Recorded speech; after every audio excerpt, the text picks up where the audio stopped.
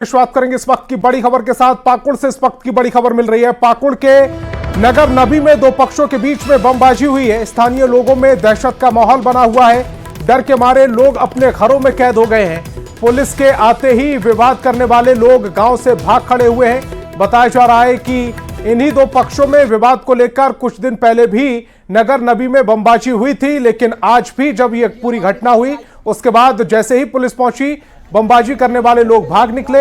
बमबाजी के निशान इस समय हम टेलीविजन स्क्रीन के जरिए आप तक पहुंचाने की कोशिश कर रहे हैं। दो तस्वीरें आपकी टेलीविजन स्क्रीन पर, एक तरफ जहां पूरी तरफ से सन्नाटा है, दूसरी तरफ जब हंगामा हो रहा था और पूरे गांव में दहशत का माहौल बना हुआ है। बमबाजी करने वाले जो लोग थे वो फरार है। पुलिस मौके पर पहुंची हुई है, गोलीबारी भी हुई है और उसके सबूत भी इस समय टेलीविजन स्क्रीन पर नजर आ रहे हैं। विगत दिनों उसमें जो है लोग आपस में पंचायत भी किए थे और आधा आधा जमीन बांट लिए थे, लेकिन लगता है अभी ये मामला पूरी तरह सुलझा नहीं है। इसी वजह से रात से भी जो है मारपीट और जो आप लोग बता रहे थे कि बमबाजी की घटनाएं घटी है, पिछली बार भी घटी थी, तो दोनों पक्ष पे जो विस्फोटक और आर्म्स एक्ट के तहत मुकदमा दर्ज किया गया था। इस बार भी जो है काफ़ी लोगों पे, दोनों पक्ष के काफ़ी लोगों पे मुकदमा दर्ज किया जाएगा। और दिल्ली से बड़ी खबर मिल रही है। झारखंड में वोटर लिस्ट में गड़बड़ी का बीजेपी ने आरोप लगाया है। बीजेपी प्रतिनिधिमंडल निर्वाचन आयोग पहुंचा। सीईसी से मुलाकात कर ज्ञापन भी सौंपा गया है। प्रदेश अध्यक्ष बाबूलाल मरांडी के नेतृत्व में निर्वाचन आयोग को यह ज्ञापन सौंपा गया। अनंत ओझा, प्रदीप वर्मा, आदित्य साहू भी प्रतिनिधिमंडल में शामिल थे और निर्वाचन आयोग से मिलकर उन्हें ज्ञापन सौंपा गया है। पूरा मामला है वो झारखंड में वोटर लिस्ट में गड़बड़ी का बीजेपी आरोप लगा रही है, जिसको लेकर बीजेपी प्रतिनिधिमंडल आज निर्वाचन आयोग से मुलाकात करने पहुंचा और उन्हें ज्ञापन सौंपा गया है। प्रदेश अध्यक्ष बाबूलाल मरांडी के नेतृत्व में निर्वाचन आयोग पहुंचा था बीजेपी प्रतिनिधिमंडल, जिसमें अनंत ओझा, प्रदीप वर्मा और आदित्य साहू भी शामिल थे। बात करते हैं झारखंड बीजेपी अध्यक्ष बाबूलाल मरांडी से। मरांडी जी, आप इलेक्शन कमीशन पहुंचे थे प्रतिनिधिमंडल के साथ, क्या आपने मुद्दा उठाया, क्या बातें रखी? देखिए, झारखंड के जो संथाल परगना का क्षेत्र है और संथाल परगना से अन्यत्र भी क्षेत्र है, ऐसे हम लोगों ने 10 विधानसभा क्षेत्रों को चिन्हित किया और हम लोगों ने देखा कि वे 20% से लेकर के 123% मतदाताओं में वृद्धि हुई है या अप्रत्याशित वृद्धि है। इस प्रकार की वृद्धि सामान्य स्थिति में संभव ही नहीं हो सकता है। यानी मतदाता सूची में फर्जी मतदाता को जोड़ा गया है, उसमें से अधिकांश हमें लगता है बांग्लादेशी, घुसपैठ और रोहिंग्या मुसलमान जो आए हैं उनको मतदाता सूची में उनका नाम को जोड़ा गया है। आप पहले से भी डेमोग्राफी के मुद्दे को उठाते रहे हैं कि झारखंड में ऐसा साहेबगंज, पाकुड़ और जो बॉर्डर एरियाज़ हैं उसको लेकर के उठाते रहे हैं। तमाम मुद्दों के चलते आपको लगता है कि ये जो वोटर लिस्ट है उसमें गड़बड़ी हुई है? देखिए, मुद्दा तो वही है, क्योंकि इतने अधिक मतदाता सूची में इतनी अधिक नाम इनरोल हो ही नहीं सकता है सामान्य स्थिति में। और भी जगह देख लीजिए, मैं तो कहूँगा कि आप सब लोग दिल्ली का ही कोई सामान्य एरिया जहाँ पर मुसलमान नहीं रहते हो, तो हमें लगता है कि वहाँ पर अगर आप उसको निकालेंगे तो हमें नहीं लगता है, अगर कहाँ कोई बड़ा उद्योग धंधा वहाँ नहीं लगा है, तो हमें लगता है 10%, 15% की मतदाता ही 5 साल में वृद्धि हुई होगी। लेकिन इतनी बड़ी संख्या में जब वृद्धि होती है, इसका अर्थ ये होता है कि वहाँ कुछ गड़बड़ चल रहा है, फर्जी मतदाता को जोड़ा जा रहा है। एक बड़ा सवाल, चुनाव आयोग की तरफ से क्या भरोसा मिला है आपको? नहीं, चुनाव आयोग की पूरी टीम बैठी थी, उन्होंने पूरी बातों को सुना है और उन्होंने कहा कि मैं सारी चीज़ों को मैं जरूर देखूँगा। चलिए, बहुत बहुत धन्यवाद। तो बाबूलाल मरांडी झारखंड बीजेपी के अध्यक्ष हैं, एक डेलीगेशन के साथ मिले। उनका कहना है कि चुनाव आयोग के सामने हमने तमाम मुद्दे को रख दिए हैं। डेमोग्राफी के चलते जिस तरह से बदलाव हुआ है, वोटर लिस्ट में जिस तरह से गड़बड़ी की शिकायतें मिली हैं, उन तमाम मुद्दों को रखा है और चुनाव आयोग ने इस पर कार्रवाई का भरोसा दिया है। कैमरामैन अप्पू पाठक के साथ मितेश सिंह, न्यूज़ 18 दिल्ली। और अगली खबर लोबिन हेम्ब्रम और जेपी पटेल से जुड़ी हुई है। लोबिन हेम्ब्रम और बीजेपी विधायक जेपी पटेल के दल बदल मामले की सुनवाई स्पीकर रविन्द्रनाथ महतो के न्यायाधिकरण में पूरी हो गई। स्पीकर ने लगातार 2 दिन दोनों पक्षों को सुना और सुनवाई के दूसरे दिन दोनों पक्षों को सुनने के बाद फैसला सुरक्षित रख लिया गया। स्पीकर ने दोनों विधायकों के मामले में वादी और प्रतिवादी को गुरुवार दोपहर 12 बजे तक लिखित जवाब मांगा है। आर्गुमेंट पे आया कि आप सीपीसी के ग्राउंड पे आप 90 दिन का मांग रहे हैं, तो ये कोर्ट तो सीपीसी से तो गाइड होता नहीं, ये कोर्ट सीपीसी से गाइड होता नहीं। और 90 दिन की बात कहा गया तो 90 दिन इससे पहले ऑलरेडी आपको मिल चुका है। मैंने तो वही बात, जनता की बात जो झारखंड मुक्ति मोर्चा की प्रस्तावना में थी, जंगल जल जमीन बचाने का, मैं उसी के ये कर रहा हूँ, उसी के लिए मैं मुखर रहा। और उसमें मैं पार्टी का लोबिन हम लोग की पार्टी के जो है वरिष्ठ नेता है और उनको जो है सिर्फ अपमानित करने के विषय में ये केस लाया गया। आज तक उनके ऊपर कोई कार्रवाई नहीं हुई, यहाँ तक कि उनको नोटिस तक नहीं भेजी गई कि उनकी निष्कासन हुई। रांची से बड़ी खबर मिल रही है। मानसून सत्र को लेकर तैयारियां तेज कर दी गई हैं। स्पीकर रविंद्रनाथ महतो ने उच्च स्तरीय बैठक की है। सुरक्षा के साथ साथ सत्र के संचालक के दौरान कोई भी गड़बड़ी ना हो, इसको लेकर चर्चा की गई। विधानसभा अध्यक्ष ने सत्ता पक्ष और विपक्ष से अपील की है कि यह सत्र ऐतिहासिक हो। इसे लेकर उन्होंने सत्ता पक्ष और विपक्ष दोनों से अपील की है। 26 जुलाई से ये झारखंड का विधानसभा सत्र शुरू हो रहा है। 2 अगस्त तक इसको चलाया जाएगा। सत्ता पक्ष और विपक्ष के बीच फिर संग्राम के पूरे आसार बन रहे हैं। सब लोगों से चाहेंगे कि भाई अंतिम सत्र एक सार्थक और ऐतिहासिक सत्र के रूप में झारखंड के इतिहास में दर्ज हो रहे, इसलिए सारे लोगों का सकारात्मक अपेक्षित सहयोग का उम्मीद करते हैं, चाहे पक्ष के मान्य सदस्य हों चाहे विपक्ष के मान्य सदस्य। और धनबाद से बड़ी खबर मिल रही है। धर्माबाद ओपी क्षेत्र में 3 बाइक सवार आरोपियों ने जमीन कारोबारी दीपक रबानी पर फायरिंग कर बमबाजी की है। घटना के बाद आरोपी मौके से फरार हो गए। घटना में घर के सभी लोग बाल बाल बच गए। घटना की सूचना मिलने पर पुलिस मौके पर पहुंची और एक जिंदा बम और जिंदा कारतूस जब्त किया गया है।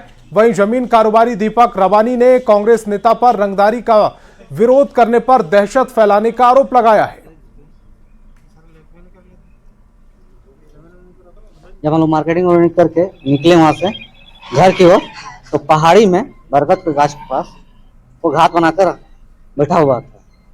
जैसे मेरे गाड़ी को देखा, 4 व्हीलर को, वो रोक के गेट को खोला, गाली गलौज करने लगा गेट से। रात को 2 बजे दीपक रवानी जी के द्वारा फोन किया कि भैया रात को 1:10 में ऐसा ऐसा घटना घट गया है, बम फोड़ा जा रहा है और ग्रामीणों में मेरे परिवार के साथ पूरे हम लोग दहशत में जी रहे हैं।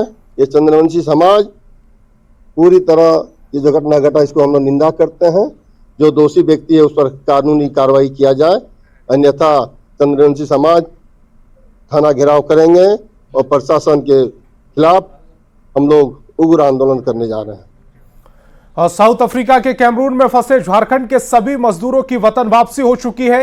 सभी मजदूर पहले मुंबई पहुंचे, फिर वहां से गिरिडीह के पारसनाथ रेलवे स्टेशन लाए गए। इस दौरान पारसनाथ रेलवे स्टेशन पर झारखंड सरकार के श्रम सचिव मुकेश कुमार भी मौजूद रहे। लौटे मजदूरों से सीएम हेमंत सोरेन ने बातचीत की। और भी लोग वहाँ पहले गए हुए हैं क्या हम लोग? मातो जी बहुत बहुत आपका स्वागत है। आप लोग सुरक्षित आ गए। आप लोगों का खबर हम देखे तो हम बहुत विचलित हुए और हम लोग लगे आप लोगों को किसी तरीके से जल्दी घर लेके आए। कितने लोग थे आप लोग? आपका घर कहाँ हुआ? 3 जिला के लोग हैं आप लोग। आप लोग कितना दिन पहले गए थे? और भी लोग वहाँ पहले गए हुए हैं क्या हम लोग इधर से? बिल्कुल, कभी देखिए ऐसा कदम उठे, देखिए आप लोग बिल्कुल सरकार को बता के जाइए। क्या नाम है आपका? कानेश्वर महतो। कितने दिनों से आप लोग वहाँ फंसे हुए थे? हम लोग 3.5 महीना से। कितने लोग थे आप लोग वहाँ पे? 29 लोग थे। 27 लोग थे। क्या परेशानी हो रही थी वहाँ? परेशानी खाने को नहीं मिल रहा था, ना पेमेंट मिल रहा था हम लोग को। इसके लिए हम लोग सरकार से गुहार लगाए और सरकार हम लोग को वतन की वापसी किया और पेमेंट दिलाने का काम किया। इसके लिए हम लोग तहे दिल से शुक्रिया अदा करना चाहते हैं। आज वतन वापसी हुई है आपकी, कैसा महसूस हो रहा है? खुशी का माहौल महसूस हो रहा है कि हमारे लिए इतने सभी मंत्री से लेके विधायक जी तक यहाँ पर मौजूद हैं। बहुत अच्छी बात है। क्या बोल के लेके गए थे? बोल के लेके गया था कि LNT कंपनी है, LNT कंपनी पेमेंट करेगा, कह के लेके गया था। कितना आदमी आप लोग गए थे? हम लोग गए थे 27 आदमी। जिला प्रशासन की ओर तो से वहाँ जाने के बाद मालूम पड़ता है कि कंपनी ने ही ठेकेदार में घुसा दिया। तो ठेकेदार में भी हम लोग काम करने लगा, कोई दिक्कत नहीं, खाना पीना दे रहा था। लेकिन जब 1 महीना से 2 महीना, तीसरा महीना काम करते रहे, पैसा मांगते हैं तो बोलता रहे काम करो पैसा देंगे। जब चौथा महीना हो गया तब न मोबाइल में पैसा डालता है, न खाने पीने में भी दिक्कत करने लगा। श्रम विभाग को जब वीडियो मिली कि कैमरून में हमारे 27 मजदूर जो हजारीबाग, गिरिडीह और बोकारो ज़िले के निवासी हैं वो फंसे हुए हैं। पहली दिक्कत इनके साथ थी कि इनको राशि नहीं दी जा रही थी जिस कमिटमेंट के साथ ले जाया गया था। दूसरा कि कई लोग उस जो कार्यप्रणाली थी उनकी उससे बहुत खुश नहीं थे और वापस आना चाहते थे। ये जो वीडियो हम लोग को प्राप्त हुआ, माननीय मुख्यमंत्री जी ने बहुत संजीदगी से पूरे मॉनिटरिंग करी पूरे मैटर की। लेबर डिपार्टमेंट के साथ भी लगातार परस्यू किया गया और हम लोगों ने भी जो मिनिस्ट्री ऑफ एक्सटर्नल अफेयर्स है, जो विदेश मंत्रालय है, उनके प्रतिनिधियों के साथ भी, साथ ही साथ जो नियोक्ता कंपनी है L&T और विनायका कंस्ट्रक्शन, उनके प्रतिनिधियों से लगातार बातचीत करी। लेबर हमारे राज्य के सब राज्यवासियों की तरफ से मैं हेमंत जी को बहुत बहुत धन्यवाद और आभार प्रकट करना चाहती हूँ कि ससुरक्षित और वो वापस आए अपनी विदेश यात्रा करते हुए आज हमारे धरती पे आए हैं, अपने घर वो आए हैं, अपने परिवारजनों से मिलने वाले हैं। तो कहीं ना कहीं एक उमंग और तरंग की भावना भी जागृत होती है। तो मुझे लगता है उनके चेहरे देख करके आप जान सकते हैं 4 बजे पहुंचे हैं, उसके बावजूद भी वो चेहरे में एक उमंग है कि अपने परिवारजनों से उनको मिलना है। और साथ ही साथ मुख्यमंत्री जी का थोड़ा उनकी बातें प्रोत्साहित करने के लिए मिली है, ये जान करके उनको बहुत खुशी हुई है। और पूरे मामले पर हेमंत सोरेन ने एक्स पर पोस्ट कर लिखा, अफ्रीका के कैमरून में फंसे झारखंड के अपने 27 लोगों की परेशानियों के बारे में जानकारी मिली थी। उसके पश्चात झारखंड सरकार द्वारा पहल कर उन्हें लगभग कुल 30 लाख का बकाया राशि का भुगतान कराया गया और राज्य वापस लाया गया। आज गिरिडीह में सभी मंत्रियों और गिरिडीह तथा गांडे विधायक एवं पदाधिकारियों की उपस्थिति में प्रत्येक श्रमिक भाइयों को 25-25 हजार रुपए की सहायता राशि प्रदान की गई। साथ ही सभी श्रमिक भाइयों से राज्य सरकार के संपर्क में सदैव रहने हेतु भी अपनी बात रखी। आपकी यह झारखंड सरकार, आपका यह भाई और बेटा सभी वर्गों की सहायता के लिए हमेशा संवेदनशीलता के साथ खड़ा है। आप सभी खुशहाल रहें, यही कामना करता हूं। और आगामी विधानसभा चुनाव को लेकर कांग्रेस संगठन स्तर पर खुद को मजबूत बनाने में जुटी है। रांची के प्रेस क्लब में कांग्रेस प्रभारी गुलाम अहमद ने ओबीसी वर्गों के नेताओं के साथ बैठक की। बैठक में प्रदेश कांग्रेस अध्यक्ष राजेश ठाकुर भी मौजूद रहे। मीटिंग को लेकर कांग्रेस प्रवक्ता ने कहा कि जिसकी जितनी भागीदारी उसकी उतनी हिस्सेदारी फॉर्मूले पर कांग्रेस काम कर रही है। विधानसभा चुनाव की तैयारी में कांग्रेस जुटी हुई है।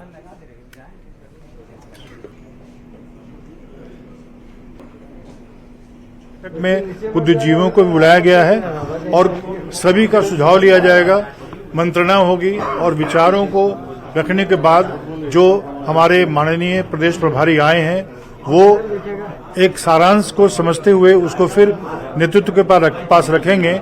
और झारखंड की राजनीति में कांग्रेस जो एक नारा राष्ट्रीय स्तर पर दी थी कि जिसकी जितनी भागीदारी उसकी उतनी हिस्सेदारी। और गुमला लोहरदगा से कांग्रेस सांसद सुखदेव भगत ने आज संसद में रेल लाइन की मांग की है। साथ ही जिले की धार्मिक मान्यता बताई। साथ ही अनुरोध करते हुए कहा कि गुमला में रेलवे लाइन है, गुमला होते हुए कोरबा छत्तीसगढ़ तक, जिसका सर्वे भी हो चुका है। इसीलिए वित्त मंत्री से अनुरोध है कि इस वित्तीय वर्ष में यहां नई रेलवे लाइन दी जाए। आपको यह भी जानकारी दें, इससे पहले सुखदेव भगत ने सरगना धर्म कोड का मुद्दा उठाया था और 2 दिन पहले वो अपने साथ एक तख्ती लेकर पहुंचे थे, जहां उन्होंने सरना धर्म कोड की मांग करते हुए जल्द ही इसे लागू करने की मांग की थी। जो 75 किलोमीटर लोहरदगा से गुमला 75 किलोमीटर दूर है, वहां रेलवे लाइन है। गुमला होते हुए कोरबा छत्तीसगढ़ तक, जिसका सर्वे भी हो चुका है। ये मैं वित्त मंत्री जी से और रेलवे मंत्री जी से अनुरोध करता हूं कि इसी वित्तीय वर्ष में नई रेलवे लाइन यहां दी जाए। धन्यवाद सभापति महोदय। और राज्य सरकार ने उच्च न्यायालय से 3 सप्ताह में निकाय चुनाव कराए जाने के आदेश को रोक लगाने के लिए डबल बेंच में याचिका दायर की है। याचिका में सुनवाई के दौरान न्यायालय में सरकार की तरफ से कोई अधिवक्ता उपस्थित नहीं थे। न्यायालय ने याचिका में डिफेक्ट को हटाने के लिए सरकार को 1 सप्ताह का समय सरकार को दिया। याचिकाकर्ता का आरोप है कि राज्य सरकार चुनाव कराना नहीं चाहती है। चुनाव नहीं होने के चलते विकास काम पूरी तरह से ठप है। देखिए, सरकार की मंशा तीसरी सरकार के चयन की है ही नहीं। मैं बार बार बोलता हूं कि 2022 के नवंबर महीने से लगातार सरकार एक पासा फेंक रही है कि हम चुनाव कराएंगे। नवंबर में आपको ध्यान में होगा, लग रहा था कि बस कल प्रेस कॉन्फ्रेंस में डेट निश्चित हो जाएगी, लेकिन आरक्षण के मामले को पेचीदा करके इस तरह से उसको मकड़ा जाल में फंसा दिया गया कि मुझे लगता है कि चुनाव कराने की कोई मंशा ही नहीं है। कि अप्रैल 2023 से कार्यकाल समाप्त हो गई है और उस 36 में कोई भी जनप्रतिनिधि नहीं है। लेकिन और भी जो 12 ऐसे हमारे यूएलबी है, जिसमें कि बड़ा शहर में धनबाद, देवघर में पिछले 5 सालों से उसका चुनाव नहीं हुआ है, कोई जनप्रतिनिधि नहीं है, विकास का कार्य बिल्कुल ठप पड़ा हुआ है। रांची के कांके रोड के एक स्कूल के स्पोर्ट्स टीचर ने कई बच्चों को बेरहमी से पीटा है। मामले को लेकर परिजनों ने गोंदा थाने में स्पोर्ट्स टीचर के खिलाफ शिकायत दर्ज कराई है। स्कूल में पढ़ने वाले एक बच्चे के पिता ने बताया कि कई बच्चे बोकारो में आयोजित अंतर विद्यालय खेल प्रतियोगिता में भाग लेने गए थे, जिसमें कई बच्चे खेल में अच्छा प्रदर्शन नहीं कर पाए। जब बच्चे रात में लौटे तो स्पोर्ट्स टीचर आयुष ने स्कूल में ही बच्चों की बेरहमी से पिटाई कर दी। परिजनों का आरोप है कि स्कूल के सीसीटीवी कैमरे पर कपड़ा डालकर बच्चों को पीटा गया है। भिंगा करके कैमरा ढका गया था और उसके बाद इसको इन लोग को बहुत मार मारा। मेरा बेटा को पूरे बॉडी में दाग था, अभी तो कम गया है। जिस समय आया था फोटो भी खींचे हैं। रात में इसको मेडिसिन लगा रहे थे बॉडी में, जहाँ जहाँ चोट है छूने नहीं दे रहा था। इतना पहले रात में करा कर सोया है ये।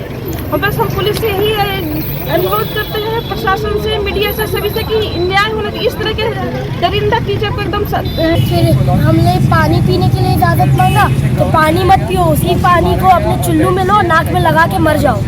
मैच हार गए। न्यूज 18 बिहार झारखंड की ओर से रांची के होटल रेडिसन ब्लू में बिच नेक्स्ट झारखंड कार्यक्रम शुरू होने जा रहा है। इस समारोह के जरिए झारखंड के विकास के साथ साथ बिजनेस जगत में झारखंड की अब तक की यात्रा, उपलब्धि और संभावना पर चर्चा के साथ साथ भविष्य के लिए रोड मैप भी मंथन हो रहा है। इस समारोह में मुख्य अतिथि के रूप में उद्योग और श्रम नियोजन मंत्री सत्यानंद भोक्ता और विशिष्ट अतिथि के रूप में कृषि मंत्री दीपिका पांडे सिंह शामिल हो रही हैं, जबकि चर्चित एक्टर पंकज झा और मोटिवेशनल स्पीकर टीएस मदान भी समारोह में मौजूद हैं। इसके अलावा बड़ी संख्या में उद्योगपति, व्यवसायी और रांचीवासी भी शामिल हो रहे हैं।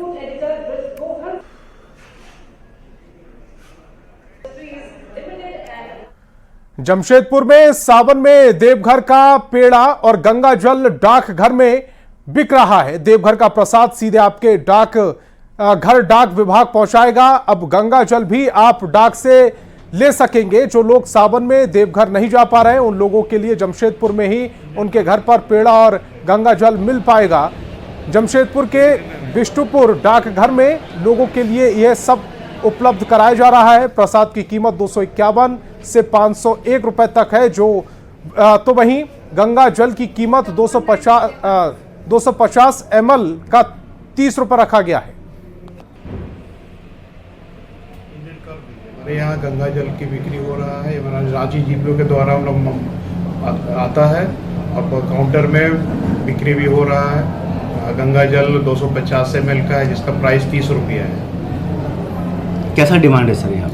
इसका पब्लिक का डिमांड है, प्रतिदिन बिक्री हो रहा है। जो आज देख रहा है, पब्लिसिटी हो रहा है, उससे लोग आ भी रहे हैं, प्रतिदिन बिक्री भी हो रहा है।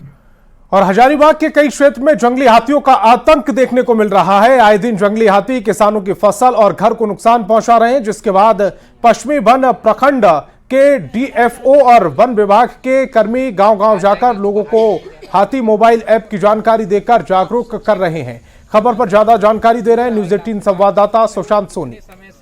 पिछले कुछ महीनों से हजारीबाग के ग्रामीण क्षेत्रों में जंगली हाथियों का आतंक जारी है।